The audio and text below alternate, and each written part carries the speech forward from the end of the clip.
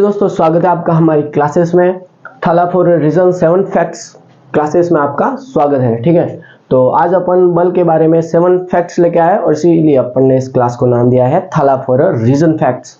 ठीक है, फिर इसके बाद अपने फर्स्ट कि बल के बारे में पहला फैक्ट, तो बल किसी वस्तु को खींचना या धक्का देना बल कहलाता है। ठीक है, इसके बाद फैक्ट नंबर सेकंड, बल द्वारा किसी वस्तु का वेग बढ़ाया जा सकता है। मतलब किसी वस्तु की स्पीड कोई बस है, उसकी स्पीड है 40 किलोमीटर, तो बल द्वारा एक्सीलेटर दबाकर उसकी स्पीड 60 किलोमीटर 80 किलोमीटर बढ़ाई जा सकती है। ये बल द्वारा ही पॉसिबल है। ठीक है, इसके बाद तीसरा है कि बल वस्तु की गति बढ़ा सकता है।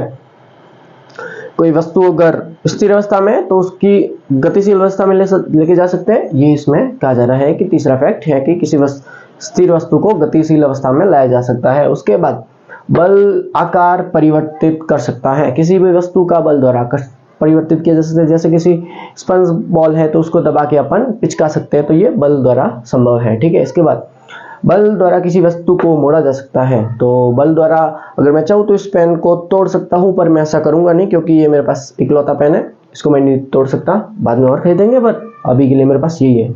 ठीक है, तो बल द्वारा किसी वस्तु को तोड़ा मोड़ा या नष्ट किया जा सकता है, चूरा बनाया जा सकता है, छोटे से छोटा किया जा सकता है। तो इसके बाद छठा फैक्ट कि गतिमान वस्तु को रोका जा सकता है। चलती हुई ट्रेन, चलती हुई बस, साइकिल, बाइक, कुछ भी, कार, मोटरसाइकिल, कुछ भी, किसी को भी ब्रेक लगाकर बल के द्वारा रोका जा सकता है। इसके बाद सेवंथ फैक्ट, थाला फॉर अ रीजन, कि बल की खोज न्यूटन ने की थी, इसलिए अपन न्यूटन को कह सकते हैं थाला for a reason. Fact number 7 है कि बल की खोज किसने की थी, तो न्यूटन ने की थी। ठीक है, तो इसीलिए बल का जो मात्रक, जो अपन ऐसे ही मात्रक लेते हैं, वो न्यूटन के रूप में लेते हैं। तो आज की क्लास अच्छी लगी हो तो लाइक, शेयर और सब्सक्राइब करना, और यहाँ तक बने रहने के लिए धन्यवाद, और इस सपोर्ट के लिए भी आपका खूब खूब